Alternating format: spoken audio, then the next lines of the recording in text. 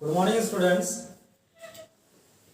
मेरा चैनल में आप लोगों का स्वागत है। आज हम लोग कॉम्पिटिटिव एग्जामिनेशन से रिलेटेड रीजनिंग का अध्ययन करेंगे और रीजनिंग में हम लोग चैप्टर लिए हैं एनालॉजी टेस्ट, जिसको हिंदी में कहते हैं सादृश्य परीक्षा। हमें सबसे पहले समझना है कि सादृश्य परीक्षा क्या है। तो सादृश्य में क्या होता है कि प्रश्न दो शब्दों का दो पेयर दिया हुआ रहता है, यानी एक पेयर उसमें दिया हुआ रहेगा। सेकंड पेयर में से आपका एक प्रश्न एक वर्ड दिया हुआ रह सकता है और दिया हुआ नहीं भी रह सकता है। जैसे कि एक प्रश्न लेते हैं, आपका कागज, कागज से आपका बनता है पुस्तक।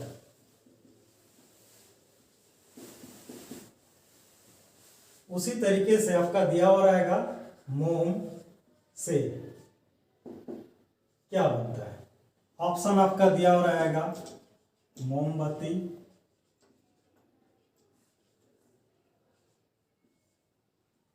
बी नंबर दिया हुआ रहेगा प्रकाश, सी नंबर दिया हुआ रहेगा मोम, डी और नंबर दिया हुआ रहेगा नॉन। अभी देखिए, कागज से पुस्तक बनता है तो मोम से आपका क्या बनेगा, मोमबत्ती। ऐसे प्रश्न को मैंने बहुत इजी बनाया था। और सादृश्य परीक्षा में आपका ये शब्द से भी संबंधित हो सकता है, संख्या से भी संबंधित हो सकता है, लेटर से भी संबंधित हो सकता है। तो अभी हमने देखा कि शब्द से संबंधित किस तरीके के प्रश्न पूछे जाते हैं। इस तरीके के और ढेर सारे शब्द से संबंधित प्रश्न हो सकता है। अभी हमने एक बताया है और इसके बाद हम लोग टोटल 12 क्वेश्चन सॉल्व करेंगे और सारे वैसे ही प्रश्न होंगे जो ऑलरेडी पहले भी एग्जामिनेशन में आ चुका है और इस बार भी आने की पूरी संभावना है। चलिए अब देखते हैं आपका नंबर से संबंधित। जैसे यहाँ पर दिया हुआ है 4, आपका दिया हुआ रहेगा 8, दूसरा दिया हुआ रहेगा 16, यहाँ दिया हुआ रहेगा 32। सॉरी, यहाँ आपका क्वेश्चन मार्क है। ऑप्शन में दे देगा A number 2, B number 14, C number 32, D number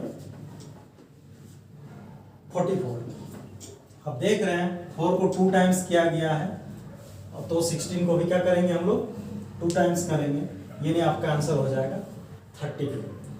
अब आते हैं हम लोग लेटर से संबंधित। तो लेटर से संबंधित सादृश्य प्रश्नों को सॉल्व करने से पहले आप लोगों को लेटर का प्लेस वैल्यू नंबर में याद कर लेना चाहिए। तो चलिए हम लोग देखते हैं। सबसे पहले लेटर लिख लेते हैं, A B C D E. Letter का नंबर प्लेस वैल्यू याद करने के लिए हम लोग एक लाइन में 5 ही लेटर लेते हैं। आगे लिखते हैं F G H I G H I J K L M N O P Q R S T U V W X Y और जेड को हम लोग लास्ट में लिखते हैं। जेड जो है आपका 26 होता है, ये कॉमन है, सबको याद रहेगा। अब एस देखिए 8 की तरह आप इसको कन्वर्ट कर सकते हैं, यानी 8 इसके ले लीजिए। एम और डब्ल्यू का 3 से विशेष रिलेशन है, इसके लिए आप 30 लिखेंगे, ये 23। आर हो जाएगा आपका 18। आप इस बीच वाले को सिर्फ याद करते हैं, तो उस कंडीशन में इससे संबंधित कोई प्रश्न आता हो तो आप उसको डेफिनेटली उसका प्लेस वैल्यू यानी नंबर प्लेस वैल्यू जान लेंगे। अभी देखिए इसके अलावा T420, T20, कभी कभी कुछ ऐसे वर्ड होते हैं जिसको याद रखना बहुत इजी हो जाता है। यदि आप 2-4 वर्ड T420 बोलेंगे तो आपका याद हो जाएगा कि T जो है नंबर प्लेस वैल्यू उसका 20 है। अभी देखिए इस तरीके से संबंधित प्रश्न किस तरीके से पूछा जाता है। एक प्रश्न लेते हैं, जैसे कि दिया हुआ हो आपका क्वेश्चन BCGH, BCGH, यहाँ आपका दिया हुआ रहेगा, यहाँ रहेगा प्रश्न मार्क, फिर रहेगा प्रश्न मार्क।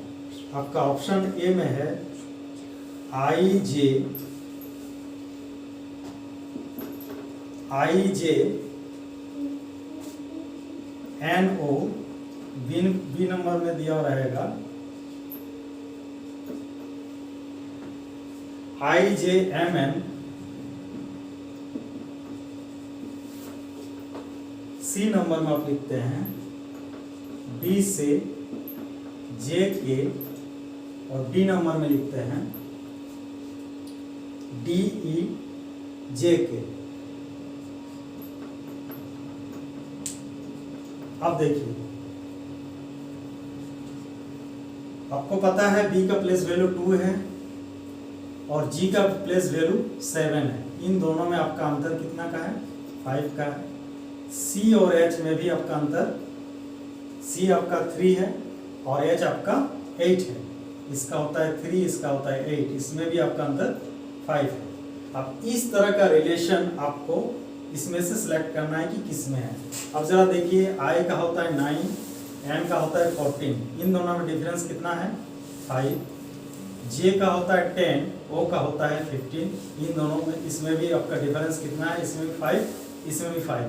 अब देखिए इसका इसके साथ रिलेशन है। बाकी ऑप्शन को हम लोग देखते हैं।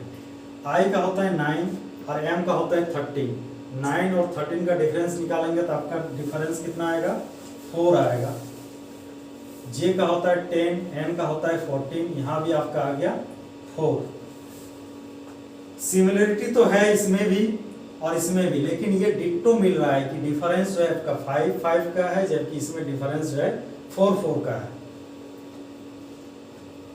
अब इसका देखते हैं, ये 4 है आपका, डी का प्लेस वैल्यू 4, जे का 10, 4 और 10 डिफरेंस हो गया 6 का, सी का आपका हो गया 3 और के का हो गया आपका 11, यानी इन दोनों का डिफरेंस हो गया 8। ये तो कंप्लीट नहीं मिला।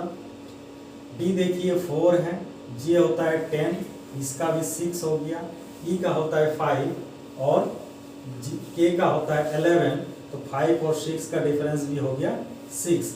अब इन चारों ऑप्शन को इसके साथ कंपेयर करते हैं तो देखते हैं कि ए नंबर का ऑप्शन आपका कंप्लीट इसके साथ सादृश्य है, एनालॉगी है।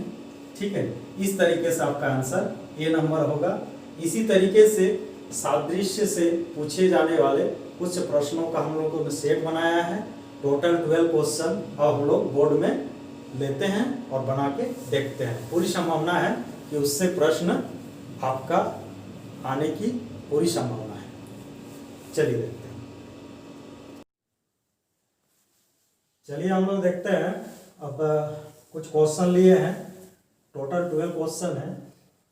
इनमें से लगभग सारे क्वेश्चन पहले भी ऑलरेडी आ चुका है और पूरी संभावना है कि अब की बार के एनटीपीसी में भी इसी तरह के प्रश्न पूछे जाएंगे और संभव है कि इन्हीं प्रश्नों में से कोई एक प्रश्न पूछ दे। तो जैसे कि यहाँ देखिए, जीत का है खुशी, यानी जीतने के बाद हमें खुशी मिलती है। तो किसी चीज में जब हम असफल होते हैं तो असफलता के साथ हमारी निराशा जुड़ जाती है। यानी जीत के साथ यदि खुशी हो तो असफलता के लिए निराशा होगा। क्वेश्चन नंबर 2 देखिए, दिन का रात, यानी दिन का जस्ट ऑपोजिट वर्ड है रात, तो नूतन का क्या हो जाएगा? पुरातन। नूतन का पुरातन। उसी तरीके से क्वेश्चन नंबर 3, ताल संगीत, तो डिजाइन देखिए ताल से संगीत बनता है, तो डिजाइन से आपका ऑप्शन में है समरूपता, वास्तुकार, सौंदर्य, भवन। तो डिजाइन से आपका क्या बनता है? भवन। फूल से सुगंध निकलता है, तो ओवन से आपका ऑप्शन है वाष्प, आग, ताप, भाप। देखिए वाष्प तो होगा नहीं, आग होगा नहीं, आपका ओवन से ताप निकलता है। ओवन का प्रयोग ही ताप के लिए किया जाता है। क्वेश्चन नंबर 5 आपका है रेशम कीट का रिलेशन रेशम की साड़ी। तो नाग का रिलेशन क्या होगा? यानी रेशम का कीट जो है, रेशम की साड़ी, रेशम की कीट से रेशम की साड़ी बनता है, तो नाग से आपका हो जाएगा विषहर। ऑप्शन ए से आपका है विषहर, विष, मृत्यु, भय। हृदय का दिया हुआ यहां पर हृदय विज्ञान। अब आपका ऑप्शन है मस्तिष्क, मनोविज्ञान, इतिहास, उत्तक विज्ञान, नागरिक शास्त्र, राजतंत्र, जीवाश्म विज्ञान। देखिए मस्तिष्क के साथ यदि मस्तिष्क विज्ञान रहता तो पूरी संभावना थी कि वो ऑप्शन सही होता, लेकिन ये ऑप्शन होगा नहीं। यहाँ मस्तिष्क के साथ मनोविज्ञान दे दिया गया है। बी नंबर में आपका है इतिहास के साथ उत्तक विज्ञान। इतिहास और उत्तक दोनों ही डिफरेंट है, काहे कि उत्तक जो है, उत्तक का रिलेशन ही हो जाता है आपका बायोलॉजी के साथ। ये तो सब बी नंबर होना ही नहीं है। नागरिक शास्त्र के साथ यहाँ पर राजतंत्र दे दिया है, जबकि यहाँ पर राजतंत्र अलग बात है, विज्ञान अलग बात है। आपका जीवाश्म के साथ देखिए जीवाश्म विज्ञान दिया है, यानी आपका ऑप्शन होगा जीवाश्म विज्ञान। ये देखिए ये जो है शब्द का शब्द के साथ सादृश्य था, यानी शब्द से यदि प्रश्न पूछना हो तो इस तरीके के प्रश्न पूछा जाता है। और जनरली सादृश्यता का जो प्रश्न होते हैं उसके लिए आपको हिंदी से भी कुछ समानार्थक शब्द, विपरीतार्थक शब्द का नॉलेज होना चाहिए होता है। अब आते हैं संख्या से रिलेटेड एनालॉजी टेस्ट में। जैसे देखिए यहाँ पर दिया हुआ है 327, तो 4 का क्या होगा? आपको दिखाई दे रहा होगा कि 3 का हम क्यू कर देंगे तो 27 आएगा, और 4 का क्यू कर देंगे तो 64 आएगा। यहाँ ऑप्शन दिया हुआ है 16, 64, 32, 28, तो आपका रिजल्ट होगा 64। क्वेश्चन नंबर 8 में देखिए 11 का दिया हुआ है 1210 यानी 1210। इसको थोड़ा सा हम लोग सॉल्व करके देखेंगे। अब जरा देखिए पहला ऑप्शन देख लेते हैं। 6 का दिया हुआ है 216, 7 का दिया हुआ है 1029, 9 का दिया हुआ है 729 और 8 का दिया है 448। इन चारों में से कोई एक हमको सिलेक्ट करना है। जरा रिलेशन को समझते हैं। यहाँ पर जरा देखिए ये जो आपका आया है 11 को हम लोग यदि 11 यानी 11 स्क्वायर कर लीजिए और उसको गुना कर दीजिए 11 - 1 से, आपका रिजल्ट होगा 1210। तो अब इसी तरह का रिलेशन इन सब में ढूंढिए। देखिए 6 का स्क्वायर कीजिएगा 36 आएगा, और 36 को 6 - 1 यानी 5 से मल्टीप्लाई करेंगे तो 216 नहीं आएगा, कुछ और आएगा। उसी तरीके से 71029 है। अब इसको चेक करके भी देख सकते हैं। 7 स्क्वायर इंटू 6 आएगा आपका 49 इंटू 6। 6 को 9 से मल्टीपल कीजिए, डेफिनेटली लास्ट डिजिट 4 आएगा। यहाँ तो आपको दिख नहीं रहा है कि यहाँ पर कोई 4 है, यानी इस ऑप्शन को आप छोड़ दीजिए। आगे प्रोसीड करते हैं। 9, इसके लिए भी 9 का स्क्वायर इंटू 8, 9 - 1 8 होगा। तो ये हो जाता है आपका 9 का स्क्वायर, दैट मीन्स 81। 81 को यदि मल्टीपल करते हैं 8 से तो लास्ट डिजिट आपका क्या आना चाहिए? 8। ऐसा तो है नहीं यहाँ। अभी इसको जरा देखते हैं। 8 स्क्वायर इंटू 8 - 1 दैट मीन्स 7। तो 8 का स्क्वायर आएगा आपका 64। 64 को 7 से मल्टीपल करेंगे तो आपका आएगा 7 4 28, 2 रेस्ट हो गया, और 7 6 42 एंड 2 44। 4 यानी 8 स्क्वायर इंटू 7, ये जो रूल है आपका इसके साथ ये मिल रहा है, यानी ये जो आपका नंबर दिया हुआ है वो इसके साथ सदृश है, यानी क्वेश्चन आंसर आपका डी होगा।